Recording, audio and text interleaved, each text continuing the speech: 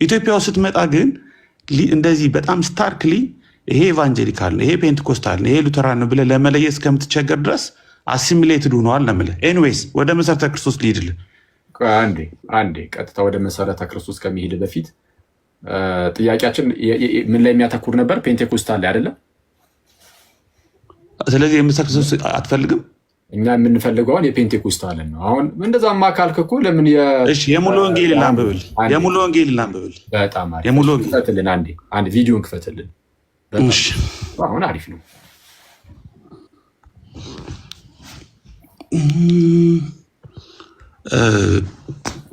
የሙሉ ወንጌል መሆኑን ከመጀመሪያ ጀምሮ ላሳይ። የመጀመሪያውን ፔጅ አሳየንና የሙሉ ወንጌል ከዛ በኋላ ወደዛ እንሄዳለን። እሺ አክቹዋሊ ስርዓቱን ነግረዋል ዶክተር ሻውል። በጣም በጥንቃቄ የሚፈጸም ጾም ጸሎት ተይዞ ረዥም ጊዜ ማስታወቂያ ተነግሮ ምናምን የሚል ነው መሰረታዊ ክርስትና ትምህርት ኢትዮጵያ ሙሉ ወንጌል አማኞች ቤተክርስቲያን። እሺ ዓመተ ምሕረቱን ምናልባት 204 ገጽ 204 ይመስለኛል ካልተሳሳቱ ከአንድ ደቂቃ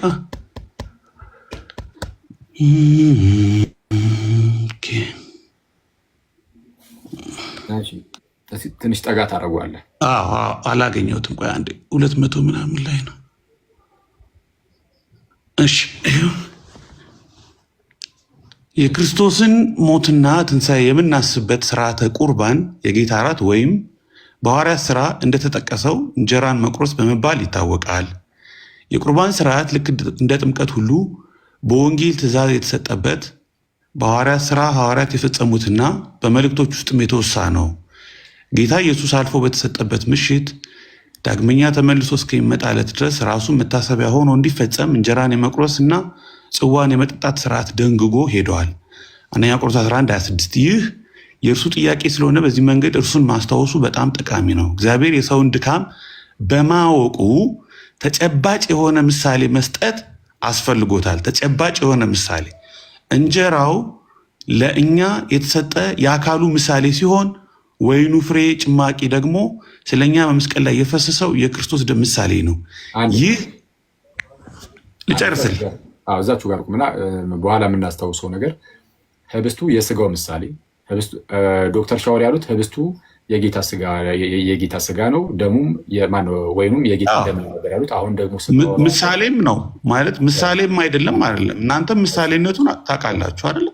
ቆይ ህብስቱ ለስጋው ምሳሌ የሚል መጽሐፍ ቅዱስ ላይ የሚለው ግን ቆይ እንሄድበታለን። እሱ ላይ ቆይ እሱ ችግር የለውም። በሱ ጉዳይ መወያየት እንችላለን። ግን አሁን ፖይንቱ እሺ ጽዋው ደግሞ ወይኑ ደግሞ ለደሙ ምሳሌ። እሺ ቀጥሎ እዛው ጋር ኦኬ። እሺ ይታያል አይደለ? አዎ ይህ ነቀፋ ኦኬ። እኔ አሁን በሞባይሉ በኩል ይህ ነቀፋ የሌለበት ሲሆን የወይን ፍሬው ደግሞ ስለኛ እሺ የተሰጠን ምንድነው?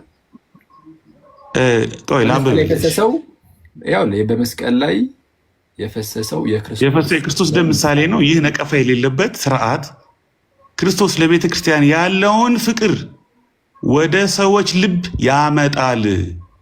ክርስቶስ ለቤተ ክርስቲያን ያለውን ፍቅር ወደ ሰዎች ልብ ያመጣል። ዚስ ኢዝ ቬሪ ኢምፖርታንት ፖይንት ማለት ነው። ግን ልቀጥልልህ። የጌታን ሞት በማሰብ እሺ ጨርሰውና ምን ያህል ኢምፖርታንት እንደሆነ አብረን እናያለን። ቀጥሉ። እሺ አይ ጸጋ ምናምን አትካፈሉበትም እንደዚህ አይነት ሀሳቦች ስለተንጸባረቁ የለም እኮ እዚህ ላይ አሁን ይሄንን ነው ያመጣው። ክርስቶስ ለቤተክርስቲያን እቀጥላለሁ ግን ጸጋ መካፈያ ነው የሚል ሌላ ታመጣለህ ብዬ ተስፋ አደርጋለሁ ከታች ወይስ ይሄንን ነው? ቆይ አይ ችግር የለውም እንቀጥል። ይሄ ጸጋ አይደለም በፍጹም ቅዱስ ስርዓቱን መስጠቱ ለቤተክርስቲያን ያለውን ፍቅር ያሳያል፣ ወደ ሰዎች ልብ ያመጣል ማለት ቅዱስ ቁርባን ውስጥ የእግዚአብሔር ፍቅር ይተላለፋል ማለት በፍጹም አይደለም። የእግዚአብሔር ምን ማለት ነው? ይሄ ምን ማለት ነው? እሺ አብራራልኝ እስኪ። አንዴ ካለጅ እሺ ጨርሰዋል። በቃ ከዚህ በታች የእግዚአብሔር አለ ብዙ አለ። እቀጥላለሁ ግን ይሄን አብራራልኝ። እሺ በቀላሉ ላብራራለሁ። ከላይ ጀምሮ የተናገረው ህብስቱ ገና ከጅምሩ የጌታ ስጋ ሳይሆን ለስጋው ምሳሌ ነው ያለን። አሁን አንድ አበበ ብትጨርሶ ግን ጥሩ ይመስለኛል። ለምን ገና ከጅምሩ የጌታ ስጋና ደም ብለን ይጨርስልሃል እኮ ጨርሰውና ለምን መሰለህ ጨርሰው አልኩህ። እሺ አንድ አዳምጠኝ። የጌታ ስጋና ደምም አንለው ያደገኛል። አንድ አዳምጠኝ። የጌታ ስጋና ደም ተብሎ ተጠርቶ ግን ደግሞ የጸጋ መቀበያ አንለውም። እንደዛ ነበር እኔ። እሺ አንድ አዳምጠኝ። እሺ ቀጥል፣ ጨርሰው። ኦኬ አይ አንድ አዳምጠኝ። ምን መሰለህ? ጨርሰው። ኖ አይደለም። አሁን ማስረጃ አምጡ አልክ አይደለ? እስቲ ጸጋ መቀበያ የሚል አስተያሳይ ነው። ቆይ ይሄው ላሳይህ እኮ ነው። አሁን ያንተን ትርጉም ብቻ ሳይሆን እኛ ደግሞ አንደርስታንድ ተውና የኔንም ያንተንም ትርጉም ተውና ጽሁፉ ላይ የእግዚአብሔርን ጸጋ የምንቀበልበት የሚል አሳየን ነው። ይሄ ጸጋ አይደለም ወይ? የክርስቶስን ፍቅር ወደ ቤተክርስቲያን። እሺ ልጨርሰው፣ ችግር የለውም። ለአንተ ብቻ ሳይሆን ለሚያዳምጡ ሰዎችም ስለሚጠቅም ልጨርሰው። በቃ ጨርሰውና ከዛ በኋላ ሪፍሌክት እናደርጋለን። እሺ ቴንኪው። ምንድነው የት ጋር ያለሁት? ይህ ነቀፋ ከሞን የጌታ ሞት ይህ ነቀፋ የሌለበት ስርዓት ክርስቶስ ለቤተ ክርስቲያን ያለውን ፍቅር ወደ ሰዎች ልብ ያመጣል። የጌታን ሞት በማሰብ በአንድነት ተሰባስበው ስርዓቱን ሲያከብሩ በክርስቶስ አካልነት በማዕዱ ዙሪያ በእግዚአብሔር ፊት እንደሚቀርቡ ያመለክታል። እነዚህ ነጥቦች አትርሳ። ቀጥል። አረሳም ምንም ያገናኝ ነገር የሚሄድበታል። ቀጥል። ዕብራውያን ምዕራፍ 10 በፊት ጨርስ ትስቃለህ። አባ እስቲ ጨርስ። እሺ ዕብራውያን ምዕራፍ 10 ከቁጥር 19 እስከ 22 ይቀጥላል። የቅዱስ ቁርባን አገልግሎት ስርዓት ከዘመናት ጀምሮ ማዕከላዊ የአምልኮ ስርዓት መፈጸሚያ ሆኖ ቆይቷል። በአሁኑ ዘመናዊ በሆነው ዓለም ግን እስቲ ገጽ ስንት ነው? 205 206 የቱ ነው? እሺ ናት። በአሁኑ በዘመን ስርዓት ከሆነ ከአምልኮ ለመሸሽ ሲሉ አንዳንዶች የጌታን እራት ቸል ብለውታል፣ ይወቅሳሉ። ጭራሽ እግዚአብሔር የጌታ እራት ምናምን የሚባል ነገር የለም እኮ አላለም። እሺ እግዚአብሔር መንፈስ ቅዱስ ሳቅህ እያመለጠ ነው እና ይሄ ለቅሶን የሚቀድም ሳቅ እንዳይሆንብህ በል ተረጋጋ። መጀመሪያ ተረጋጋና አንብበው። እኛ የጌታ እራት የሚባል ነገር ወይ ምንድነው ጴንጤው ጋር የለም ማለት ነው። ግን ለእናንተ እኮ አይደለም ይሄ መልስ። አንዴ ማይ ብራዘር በጌታ እራት ውስጥ የእግዚአብሔር ጸጋ ይተላለፋል። ያ የሚተላለፈው ጸጋ ደግሞ ለመቀደሻ ነው የሚል ለሳንክቲፊኬሽን ነው የሚል ክሌም ስላለ እሱን እየፈለግን ነው እዚህ ውስጥ። ስለዛ ይሄ ከለቅሶ የቀደመ ሳቅህን ተወውና እስቲ አንብበው ወንድሜ፣ ማለት ሌላ ሰውም እንዳይታዘብ ተለቀቅ። እሺ አይ አክቹዋሊ እኔ ምንም ዲፌንድ ማረገው እንትን የለም። አዲስ ካቴኬዝም አንጽፍ፣ ኦልሬዲ ያለውን ነው። አንተም ገበያ ላይ እንተ የምታነበው ነገር ነው። ቀጥል አንብበው። እሺ ጌታ እራት ብለው ቸል ብለውታል። እግዚአብሔር መንፈስ ቅዱስ እውነተኛውን የአምልኮ መንፈስ ከህዝቡ ልብ ካወጣውና በእርግጥም አምልኮ መንፈስ የሌለበት ስርዓት ብቻ ከሆነ ግን ስርዓቱ ብቻ ጠቃሚ አይሆንም። አማኞች ከእግዚአብሔር ጋር የሚያደርጉት መንፈሳዊ አምልኮ ትርፍ ያለበት ነገር ሲሆን ከክርስቶስና ከጸጋው ስራ ፊትን መመለስ ደግሞ ወጥመድና ጥፋት ነው።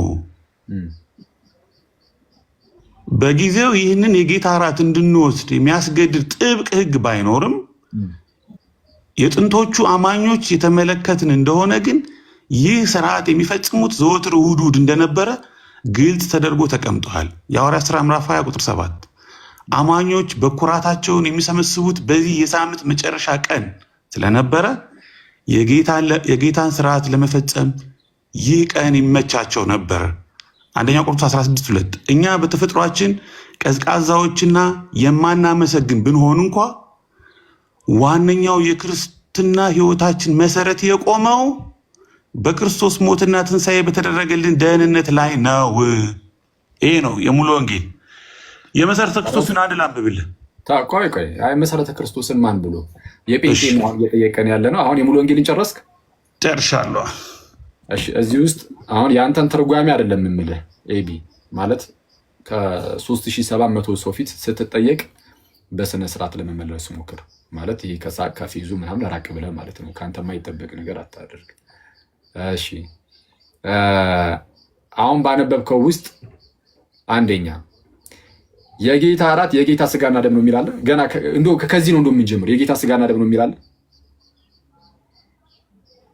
ምን መሰለህ ቃሌ ወዳጅ የጠየኩን መጀመሪያ መልስ ምን መሰለህ ሳይሆን መሰለኝ አይደለም፣ ኢንተርቪው አይደለም።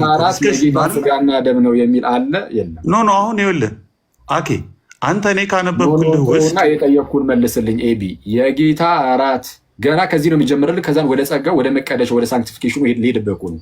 ገና ከጅምሩ የጌታ እራት ራሱ የጌታ ስጋና ደም ነው የሚል አለ የለም? ኖ አንድ አዳምጠኝ። አንተ ደግሞ አለ የለም? ጥያቄ ኖ አንድ አዳምጠኝ። አንተ አዳምጥ። ኢንተርቪው ሳይሆን ውይይት ነው አይደል? አዳምጠኝ እኮ አይደለም ኤቢ። ኖ አንተ አዳምጠኝ። ኖ ለማንኛውም አንብቤልሃለሁ። አንተ እንደፈለግ ተረዳው። ወዳጅ እንደፈለግ ተረዳው ሳይሆን አሁን አንተ ያነበብከው ውስጥ ገና ከጅምሩ አብራራልኝ ካልከኝ ላብራራልህ። አብራራልኝ አላልኩም። ጥያቄ የአንተን ማብራሪያም የኔን ማብራሪያም እንተውና ጽሁፉ ላይ ስላለው ነገር እንነጋገር። ጽሁፉ ላይ ስላለው ነገር ስንነጋገር ስለ ጌታ እራት ተነስቶ ሲወራ ምንድነው? ስለ ህብስቱና ስለ ወይኑ ማለት ነው ተነስቶ ተወርቷል። ከጌታ ስጋና ደም ጋር ያለው ግንኙነት ምን እንደሆነ ተነስቶ ተነግሯል። አሁን እየጠየቅኩ ያለሁት ያ የጌታ እራት ገና ከጅምሩ የጌታ ስጋና ደም ነው ተብሎ እዚህ አሁን ያነበብከው ውስጥ ተጠርቷል ወይስ አልተጠራም? የጸጋ መቀበያ አይደለም ትላላችሁ ብላ አይደል ማስረጃ ያመጣውልን? ወዳጅ ሆይ የጸጋ መቀበያ የሚልም ሽታው የሚልም እሱንም ልናየ ነው። እኔ ላሳይህ። የኛ ሰነድ አይደል እንዴ? እኔ ላሳይህ። የጌታ እራት የጌታ ስጋና ደም ነው የሚል አለ የለም? አለ ወይስ የለም? እሺ አንተ ለምትፈልገው ዓላማ ነው አይደል? ስለዛ በቃ ተው፣ ቻው። እሺ